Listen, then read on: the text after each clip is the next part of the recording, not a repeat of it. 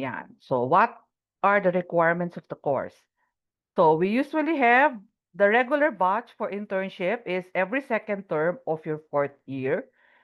The requirement of the course is 480 hours and 12 weeks. So hindi kayo pwede mag-overtime para ma-reduce nyo yung 12 weeks. So you're supposed to complete both the 480 hours and the 12 weeks. And then at least there should be at least 50% on-site internship. Every 10 student, I will assign a practicum advisor. This will be distributed at the start of the term kapag official na yung enrollment ng lahat ng estudyante. And then, the practicum advisor will be the one to have the monthly practicum meeting. So sila mag-schedule nun. They will inform the student under them for the schedule of their meetings. So usually for the duration of the term, you will have about 2 to 3 meetings every term. Yeah. And then at the end of it, you'll be able to submit a final report as part of the final requirement for the course. Ayaw mag-move. Yan. So, procedure and guidelines of the course. So, I will be the one to assign the advisor for each of the student. The first step will be a letter of application and letter of recommendation. So, dun sa group na create for all the students taking the practicum, magpo-post ako doon ng guidelines and policy for GCU practicum. So, may mga sample doon ng letter of application and letter of recommendation. So, you're going to fill that up with the information of the company. And then email it to me for signing before nyo i-send dun sa company. Okay? And then once you're accepted dun sa company, please inform me so we can start processing the additional requirement. That is kung hindi pa nag-start yung term. Kung nag-start na yung term, meron na kayong advisor, you can already forward the letter of application to your advisor. Okay? So, nasaan na tayo? Yun. So, once na ma-accept kayo sa company, then we start processing the MOA. So, we have actually three documents for this. We have the MOA between the company and the university, the MOA between the company and the student, and the internship plan. So, uunahin dapat natin is the MOA between the company and the university. So, ang term natin dyan is IOM. So, Institutional OJT MOA. So, yung Institutional OJT MOA, so doon din sa group natin, I will post a list of those company na active ang Institutional MOA. So, titignan nyo ngayon kung it will still be valid until the end of your internship. Kapag hindi, you need to process it. So, ang first step is determining whether you have an active MOA with the company or not. Okay? So kapag wala, we will need to process it first. Later, I will give you the details of processing the IOM. So once masabihan ko kayo na clear na yung IOM, tapos for signing na siya, then you can start processing the student MOA and the internship plan. Okay? So you will send me a copy of the internship plan and the student MOA. And then, kung wala naman problem with the content of the MOA, I will sign it, return it to you, and then you can have it signed sa company. Kukumpletohin nyo lahat ng required signature. So make sure na kumpleto lahat ng signatory doon. So later, I will show you a template of the different MOA para kung ano yung kailangan signature. So kapag kumpleto na yung student MOA sa internship plan, you will print it, have it notarized, and then return 3 copies to my office. Okay? Yan. Yan. So then, you can start with your internship. Within the period of 2 weeks, you're supposed to request from the company through the supervisor or kung sino yung assign ng HR, meron tayong tinatawag na training schedule form. So, nandito naka-indicate yung yung all your activities for the duration of the term. So dapat siya, hindi naman kailangan details, kahit outline lang na activities nyo for the duration of the term. Ito, wala tayong format dyan. So make sure lang na nandun yung 14 weeks activities nyo, at the same time, it should be signed by the company. And then, the student will comply with the general guidelines for the company regarding their own practicum program policy. Yan. If for any reason you cannot comply with the 480 hours or 12 weeks in one company, you will have to look for another company and then magre-reset siya. So, once mag-transfer kayo ng company, make sure na aware yung company na magta-transfer kayo, and then magre-restart kayo ng 480 hours. So, mag-start kayo uli sa zero. Of course, this has to be approved by the advisor and the department chair. Okay? After the completion, the student is required to obtain from the company the following document. So you will have the certificate of completion and the evaluation form. So ito, I'll give you a separate instruction dun para for the requirements from the company. And then, after that, the student is required to prepare a written report and submit this to the advisor 1 week before the online submission of grades. Remember, yung advisor nyo ang magko-compute ng grade nyo, tapos ifa-forward yun sa akin, and I will be the one to post the grade and submit it sa OUR. So make sure na nag-submit kayo sa advisor. Pag for some reason na hindi pa siya napo-post, you follow up with the advisor, unless sabihin ng advisor na nag-submit na siya at hindi ko pa siya na sa-submit online, saka niyo lang iko-call yung attention ko na pending yung grade niyo. Okay? Then student enrolled in practicum cannot take any other subject, whether academic or non-academic. Okay? So, ito yung summary ng procedure para mas makita nyo. Based lang to sa diniscuss ko kanina. So, you prepare for the LA and LOR. That's a letter of application and letter of recommendation. And then, you submit it to me for signature. Email lang lahat yan. And then, you submit the 2 letters to the company together with the other requirements other requirements required by the company. Kasi yung ibang mga company, may sarili silang requirement, may sarili silang application process. If for some reason the company doesn't require the letter of application and letter of recommendation, you can still process it for inclusion in the final report. So kahit hindi nila kailangan, gagawin pa rin to kasi kasama siya sa final report natin. Okay? So once you submit sa company, we wait for the company acceptance. Kapag natanggap na kayo, make sure you secure acceptance letter. So this can be in any form. Pwede siyang through email or kung meron silang formal letter of acceptance. Okay? So you inform me if you already accepted, show me a copy of the letter of acceptance, and then we start processing the MOA. Okay? So for the processing of the institutional MOA, as I've said earlier, you have to verify first with the company or from the list na ibibigay ko kung meron tayong valid institutional MOA for the duration of your internship.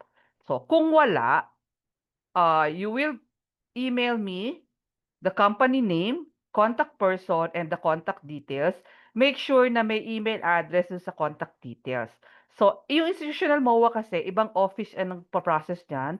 So, you will email to me the information and then I will forward it to the office in charge of processing this. And then, sasabihan ko kayo kung approved na siya for signing na siya ng company. Lahat kasi itong process natin for institutional MOA will not be handled by the student and the department. So, ang mag-handle lahat yan, yung office na yon.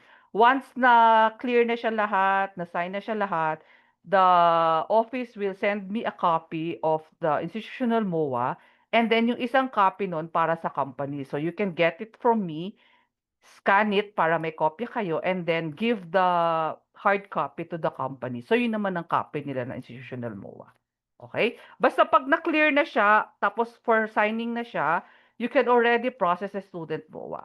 So, meron naman tayong template niyan. I will show it later. If for some reason, kung template lang, madali lang naman siya.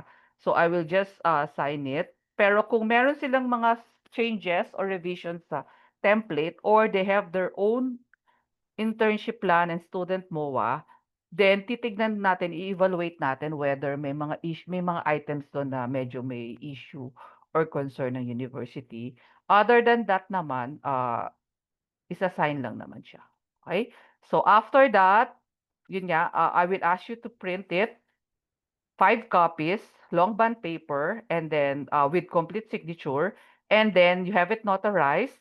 5 copies siya, yung 3 copies will be returned to my office, and then the other one, dapat yung sa company, and then yung isa, dun sa notary public. If for some reason, di naman kailangan ng notary public, sa inyo na lang yung isang kopya. But make sure na meron kayong copy ng notarized kahit scanned copy lang because you will need that for the final report. Okay? So, pag kumpleto na siya lahat, then you can start with the practicum. Make sure na dapat wag niyo siya papatagalin kasi you we have you need to accomplish 12 weeks of internship. Remember, ang term lang natin is 14 weeks. So, dapat nagpa-process na kayo ng MOA either before the start of the term or immediately after the term. Okay? But you cannot start the internship earlier than the start of the term. So kahit pag nag-apply kayo sa company, make sure ang i-indicate nyo doon that your starting date is not earlier than the start of the term. Kung kailan kayo enrolled. Kasi kapag hindi kayo enrolled officially, hindi natin ini-endorse yung internship nyo. Okay? So, once okay na siya lahat, nag-start na kayo, you secure the training schedule form, and then every week nagpe-prepare kayo ng weekly progress report.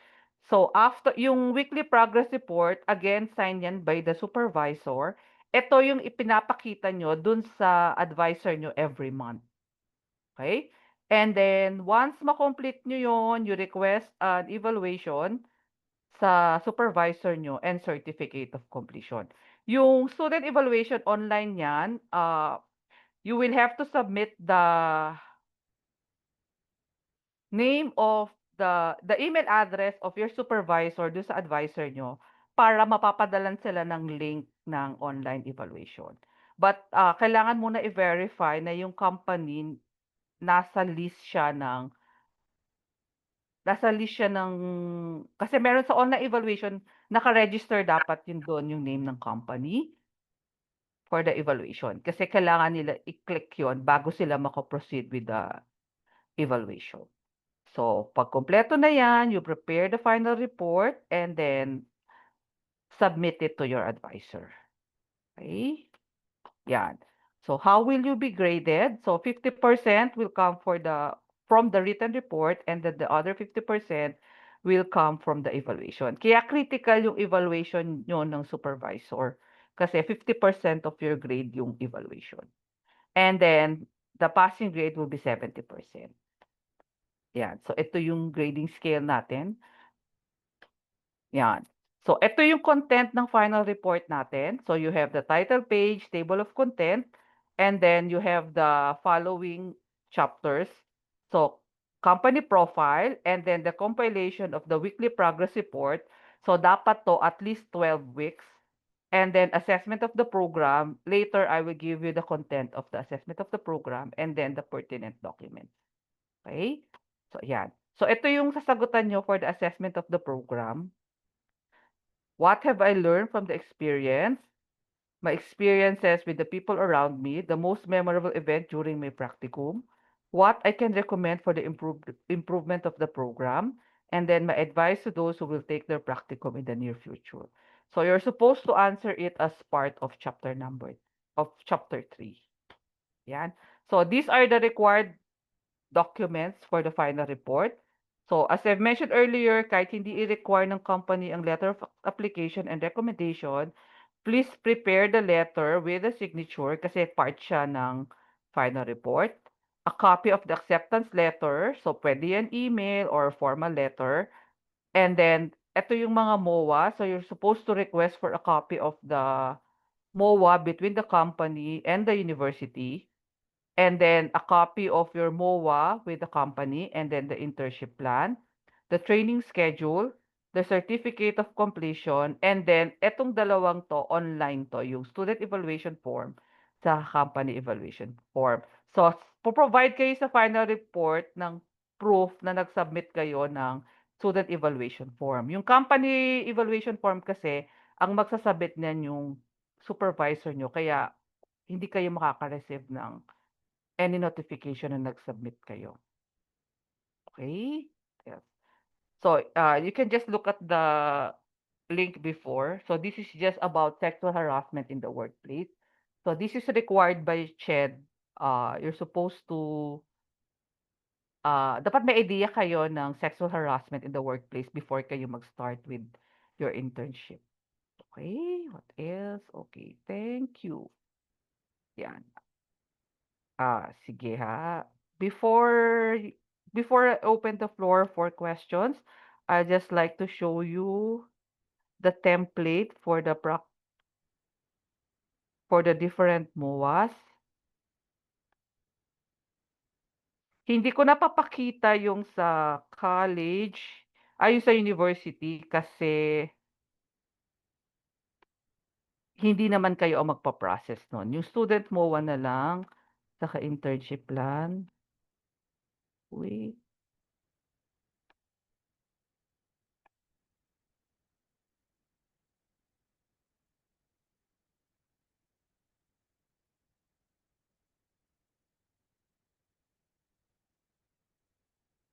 There.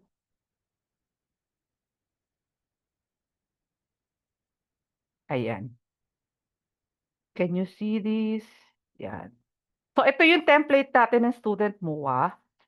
If you're going to use this template, dapat wala kayong revisions dito except filling up the correct information.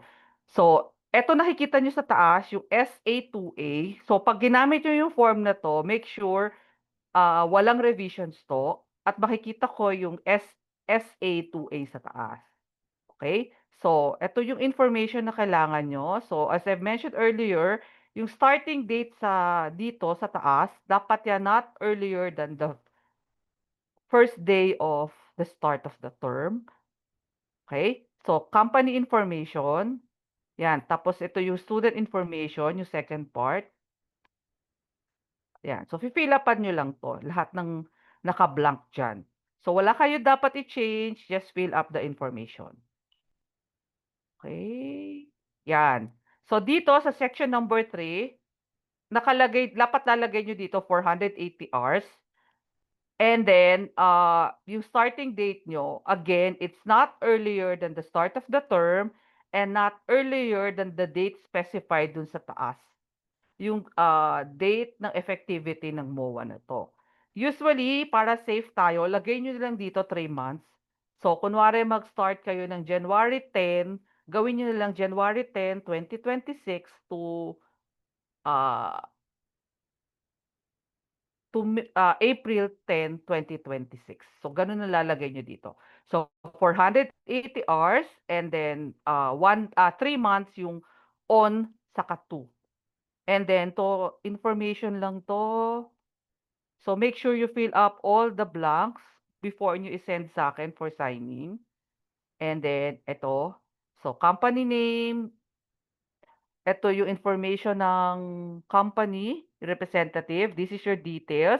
And then name of your parents, tapos one representative from the company, and then my name here. Bali 5 yung signature na kailangan nyo sa student MOA. Make sure na yung witness saka yung signatory ng company magkaibang tao. So, yun yung normally binabalik ko sa student kasi pareha yung nilalagay nilang name ng company representative saka yung witness ng company. So, it should be different person yung dalawang to. What else? So, ganun din sa internship plan. So, make sure na nandito yung SA3A.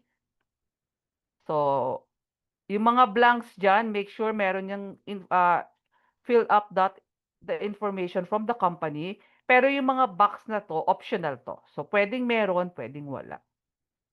'Yan.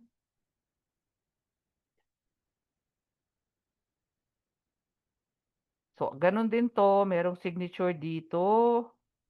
'Yan. So, make sure kumpleto yung requirements dito. Okey? So, company representative 'to, saka another company representative that will serve as a witness. Okey, ano pa ba yung information? If for some reason, ifa-follow ng company yung template natin, pero magkakaroon sila ng revision, you email me, I will send you a different file. So, do not revise yung template na binigay ko. Ibang template ang ibibigay ko sa inyo kapag may revision siya. Or in some cases, merong sarili yung company, yun ang papadala niyo sa'kin, yung sa company. Okay, what else? I think that's about it. So I'm open for questions. Any questions?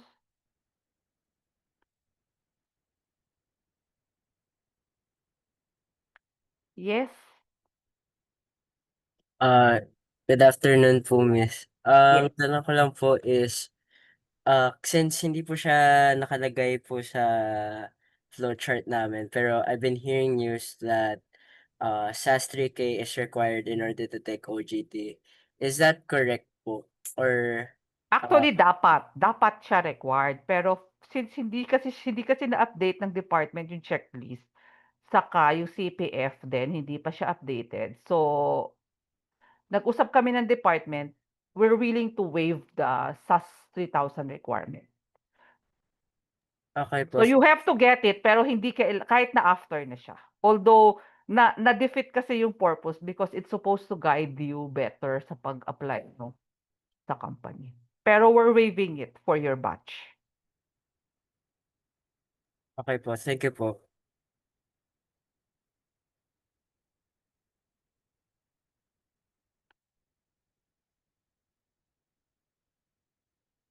So may question dito about wet signature.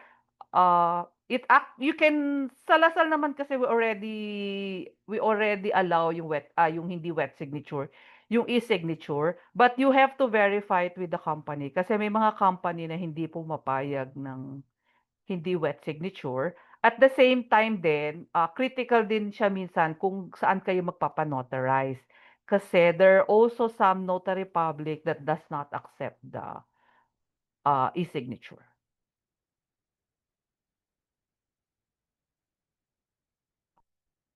Yes, Chester?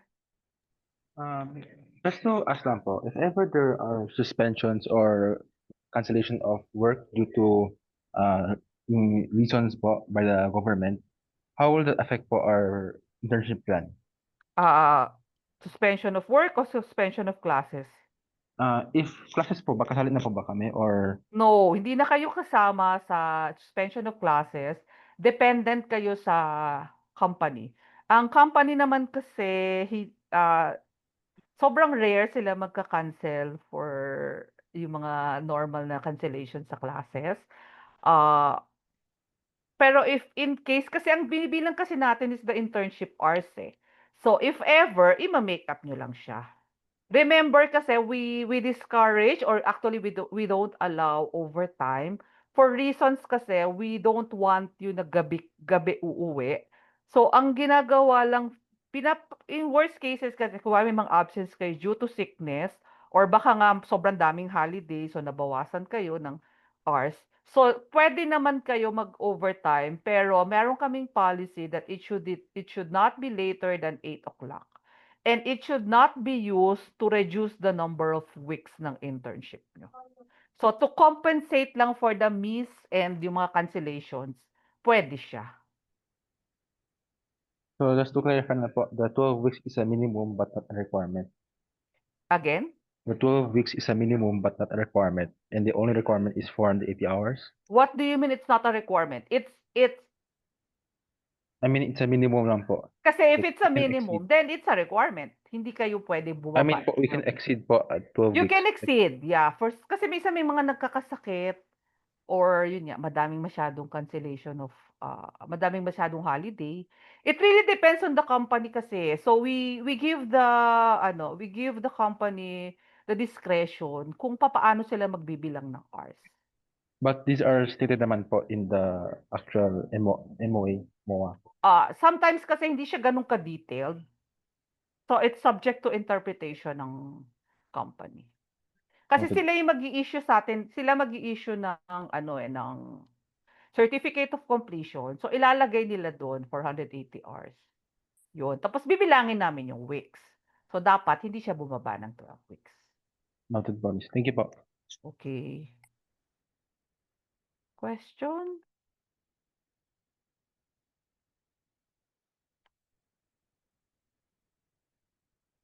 Yung question dito. Sige. Unahin natin yung una sa job fair. Meron kasi tayong regular job fair. But depende kasi siya, twice a year kasi siya ginagawa sa Lasal. So I am not sure kung kung may kakaroon pa ng job fair before you start with your internship. So I'm not really sure kasi parang kakatapos lang siya if I'm not mistaken.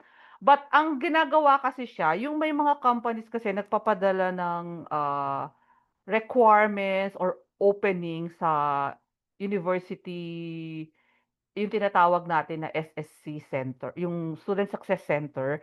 So once padala nila ako ng information sa mga opening, ipopost ko siya sa group natin.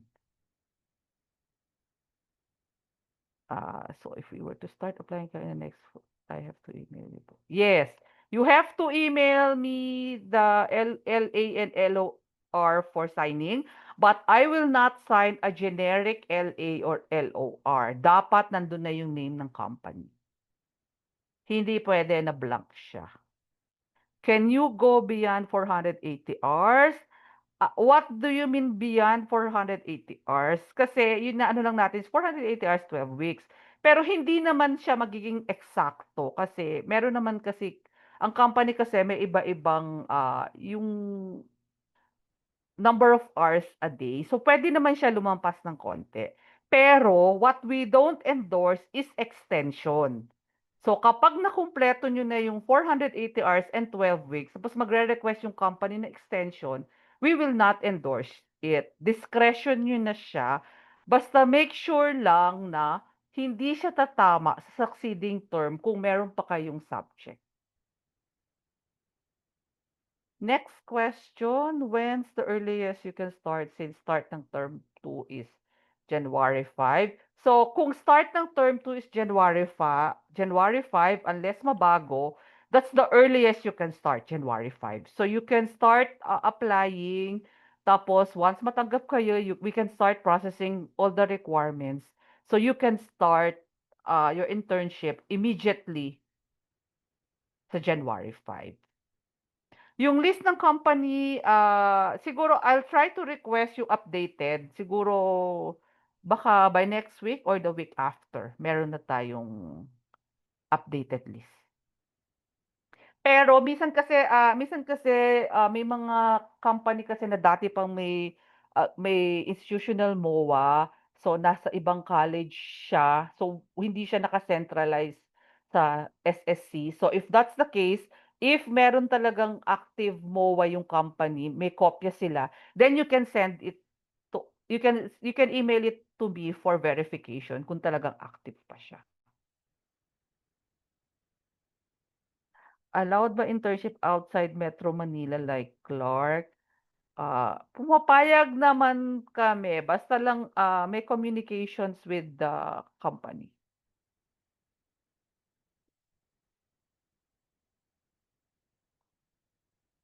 Sandali, anuhin ko lang last. If hihingi po ng endorsement letter or letter of intent, is this the MOA po ba? And when can we get access to it? No, the letter of intent, letter of intent po, letter of application, endorsement letter. Iba pa yan sa MOA. I will post it, sino ba nagma-manage ng group nyo? So, I'll try to post it within the day or tomorrow. 'Pag nakalimutan ko, follow up lang sa'kin nung ano, sino nagma-manage nung account. Ay, sige, yung question muna ni Chester? Question lang po, if ever po na hindi po matapos ng 12 weeks or the 480 hours, will we be deferred po ba or will we have to repeat the whole 480 hours? Meron tayong deferment for internship. So Ang the first, ina-avoid lang natin, kasi most of you meron pang isang term na babalikan.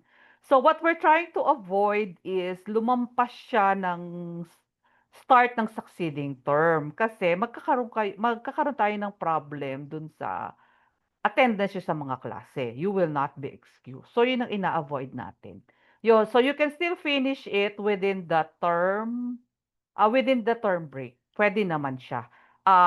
Kapag hindi nyo natapos before the submission of grade and the grade consultation day, your grade will be deferred. Wala naman kaso sa internship ang deferment. You will still get, you can still get up to the highest grade, which is 4.0. Pwede pa siya kahit deferred kayo. If for some reason tapos na yung wala na kayong babalikan na subject, na-delay kayo talaga ng internship, ang deferment natin for practicum is actually up to 1 term. So pwede pa rin siyang ihabol sa succeeding term. Except lang nga, dapat hindi siya mag-interfere sa classes kung meron pa kayong subject. For those naman na graduating, meron tayong kunwari gusto niyong graduate yung sa immediate term, yung susunod na commencement exercise after next term, that's another deadline. Pag hindi kayo umabot ng submission before that, it's usually a week at the start of the succeeding term. Yun yung deadline nun for the submission of all the documents, change of grade and everything. So, kailangan natin habulin yon. Pag hindi kayo umabot doon, kahit natapos nyo na siya, hindi na change yung grade, hindi na kayo makakahabol sa graduation. So, yun yung mga critical lang na titignan nyo. But it's deferment, wala kayong gagawin, hindi nyo kailangan i-enroll. Iintayin nyo lang ma-release yung grade nyo. Tapos after kasi yan, yung sinasabi kong meron kasing deadline niya if you're joining the commencement exercise, that's a week after the start of next term. If also then, hindi kayo umabot doon, wag niyo kukulitin ng change of grade kasi naka-close yung system for more than a month bago siya i-open uli for submission of change of grade. So, pag hindi kayo umabot doon, matatagalan yung release ng change of grade nyo.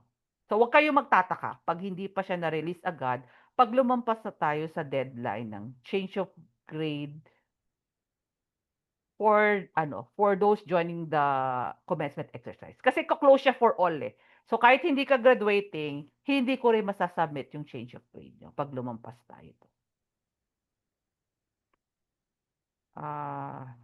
okay po, thank you po. May question?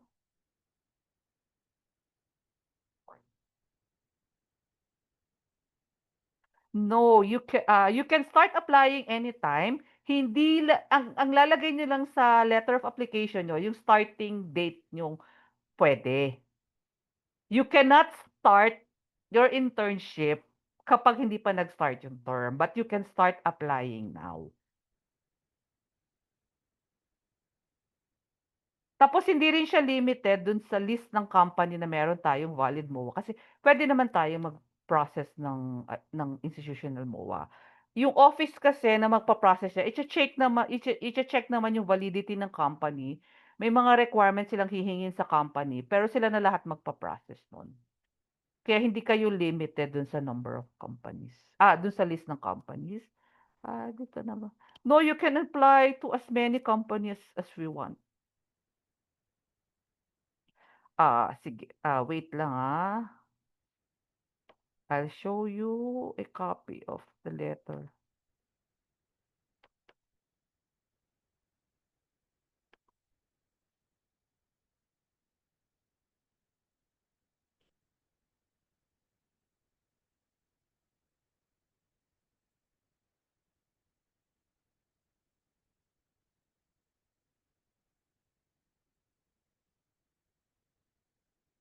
Ayan. I'll just share to you. Ipo-post ko rin sa inyo 'to. So, ayan, ito yung policy ng College of Engineering.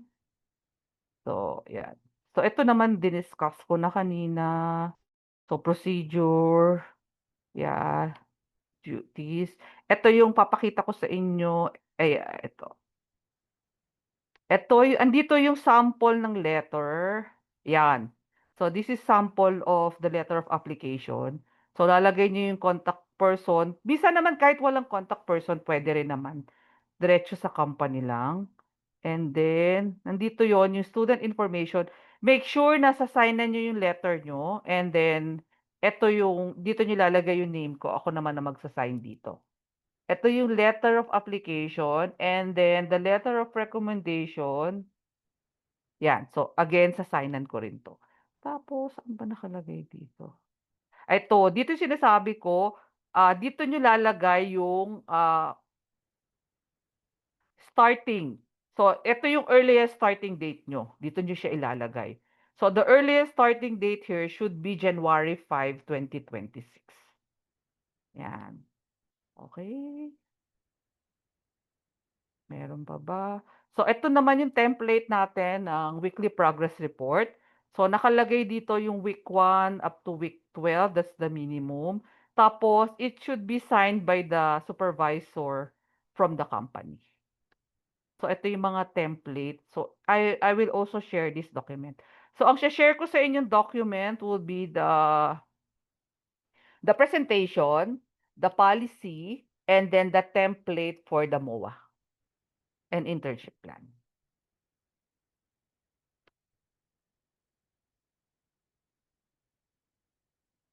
Kung late kayo kung late mag-start siya, just make sure you count the 12 weeks.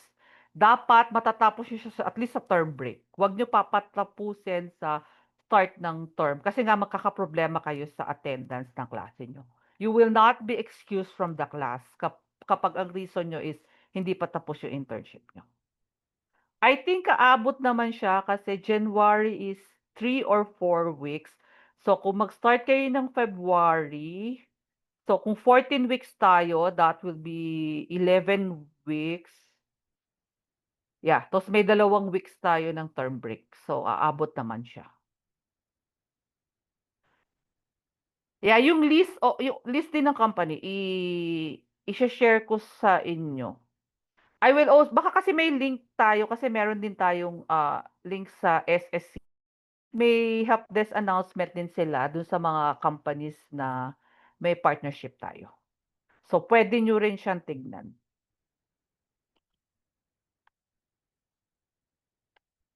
Questions? Hello po. Yes.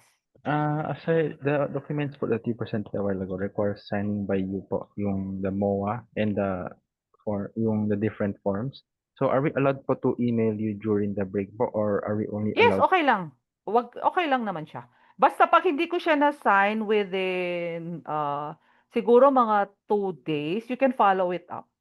Wag niyo Ah, lang kukulitin na may mga ibang student kasi mag-e-email sa umaga, magfo-follow up sa lunchtime, tapos pagdating sa gabi. So, basta within 2 days, you can follow up with me pag hindi ko pa na-sign kasi baka na-miss ko lang siya for some reason. Sige po, thank you Basically po. kasi for the signing of the MOA internship plan, sa student MOA kasi ako lang ang signatory nun. For the internship plan kasi, ako saka chair ng department. So pwede siya pagka kayo na magpapa-sign sa chair ng department. So email niyo sa akin, pag na-sign ko, email niyo naman siya sa chair ng department.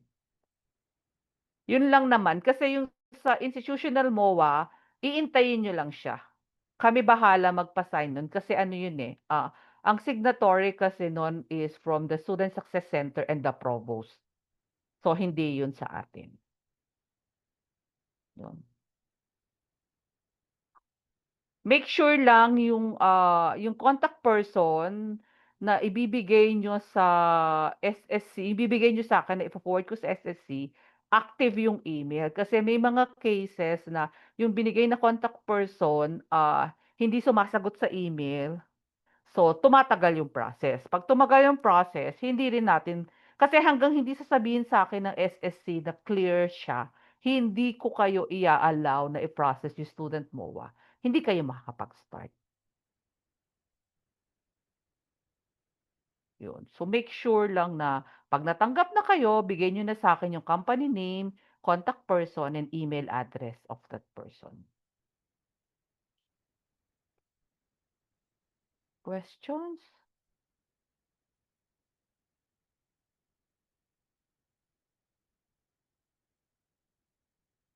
Yes, okay lang. As I mentioned earlier, you have 1 term for deferment. So, basta wala lang kayong attendance issue, puwede kayo puwedeng ma-late kayo magsimula at matapos ng internship.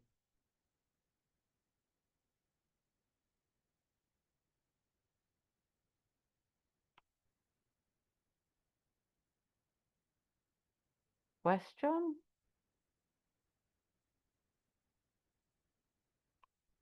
Again, kung graduating kayo after the internship, make sure you inform me para imo-monitor ko yung grades niyo sa advisor niyo, para makahabol kayo sa graduation, kung hahabol kayo sa graduation.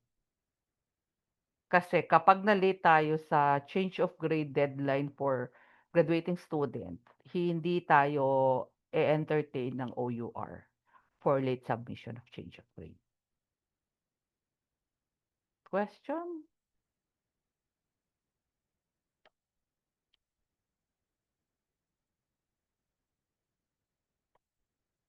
Wait. Question?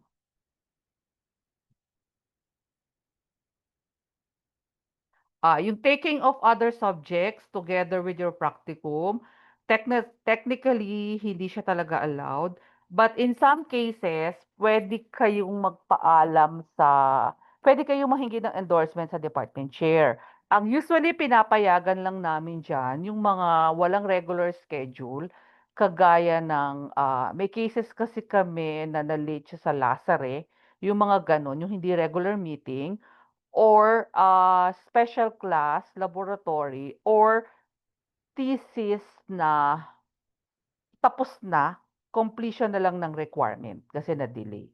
Pero kung mga regular na mga GE courses, lecture courses, hindi talaga yan papayag.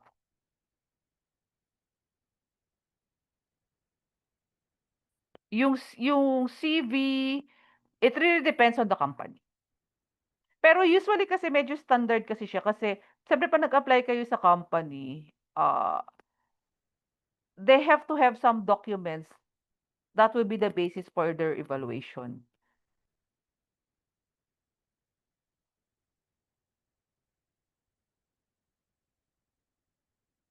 Yun nga yung submission ng final report para umabot kayo dun sa regular at hindi kayo ma-deferred. So, usually enough na yung 1 week before the submission of the grades. Kasi ang mangyayari kasi diyan, isa-submit niyo sa advisor, iko-compute na advisor niyo yung grades niyo, and then ifo-forward sa'kin yung grades. Isa-submit ko ngayon siya sa online facility natin for submission of grades. So, 1 week siguro enough na siya. Pero in some of the advisors, sila nagse-set ng deadline for that. Kasi minsan kasi busy na sila for other courses nila. So, nagse-set sila ng sarili nilang deadline for the submission of grades. Pero wala naman kasi siyang kaso kung hindi lang ma-submit ng grades immediately, puwede niyo naman siyang kulitin, deferment lang siya. And, usually first batch ko kasi ng change of grade kasi yung during the grade 'di ba yung submission of online grades and then naghahabol pa ng submission ng mga faculty during the online change of grade. And then during the term break, naghahabol pa ako ng isang, change of grade dun sa mga na-defer na. And then before the deadline for yung commencement exercise, yun yung week 1 ng next term, naghahabol pa ako ng isang change of grade dun. So yun yung mga hahabulin niyo kung gusto niyo ma-release agad yung change of grade niyo.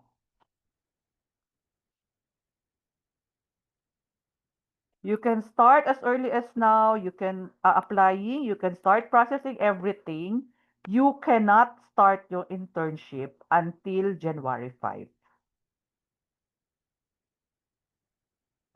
Yung sa special class for the lab, it's really up to the department. Ang problema natin pala ngayon kasi we don't allow na Saturday laboratory classes. So magkakaroon kayo ng conflict sa schedule. So baka hindi na siya pwede, yung mga laboratory. Kahit special class siya.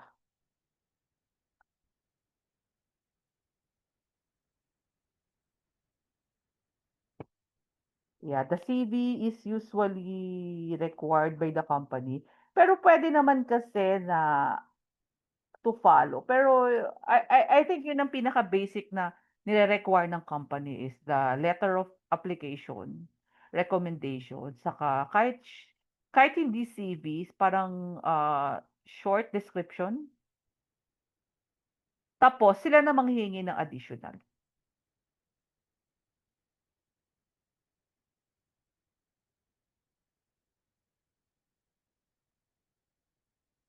Yung mga special case na yan, yung mga PE, Lazare, SAS, ipapa-approve niya yan sa department chair. Saka meron kasi dapat valid na reason kung bakit pinapayagan siya.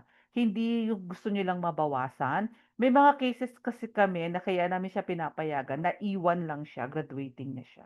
So pinapayagan namin siya kasi hindi naman siya magko-conflict.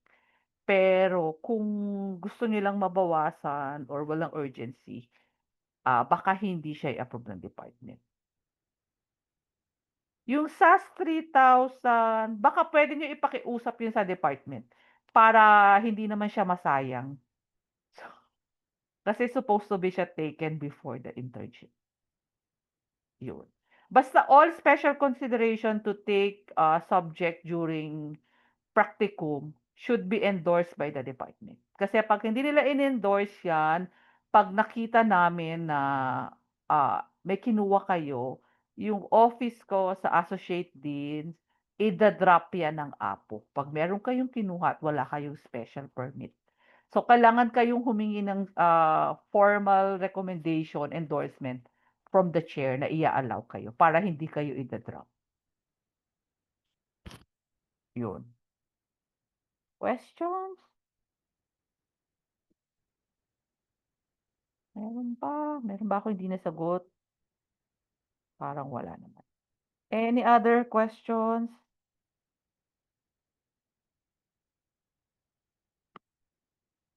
Kung more than one student ang mag-a-apply kung more than one student ang mag-i-intern sa isang company, kahit isa lang sa inyo ang kailangan mag-process ng institutional MOA. Kasi it's actually valid for the university. Basta meron tayong valid na institutional MOA. Any student from any college department, they can use that institutional MOA.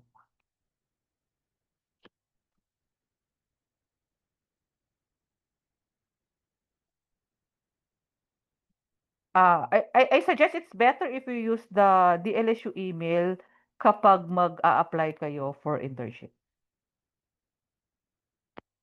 Para official siya.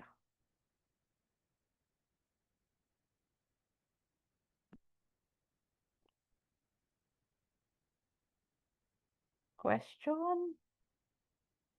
Meron pang tanong?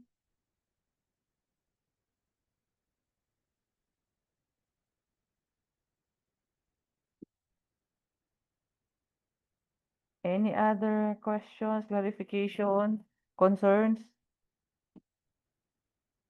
Meron bang hindi clear?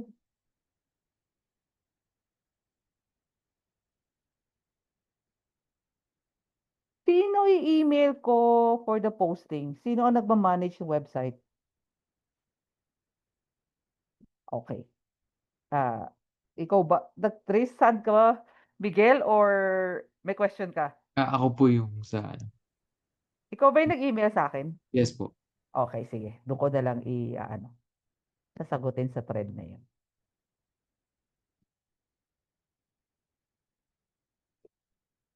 Questions?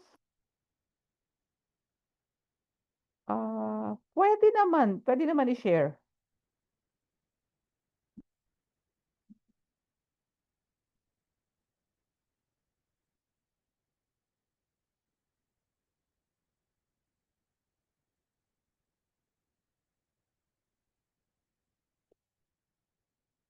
I will try to send the templates immediately para i-post sa group. So, make sure na nasa group kayo. Sinabi sa'kin kanina mga 75 lang kayo. Miguel? Ayun po, may mga sumali po na Pero lahat ba sila member ng group? yes po. Yeah. Yun na importante kasi lahat ng communications dun ko i-focus. I will, either,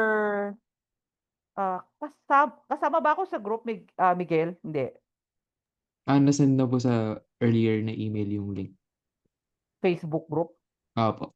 Okay, sige. Para pwede rin naman kung hindi ko siya makita, pwede naman padala through you lahat ng posting.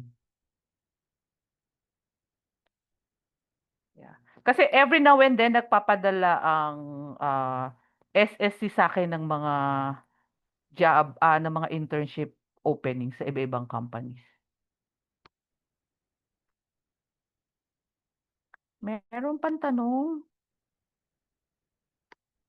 Any other questions, concerns? Wala na? Last call? Sige, kung wala na, we can end this meeting. Sige guys, we can end this. Meeting adjourned. Thank you. Thank you po.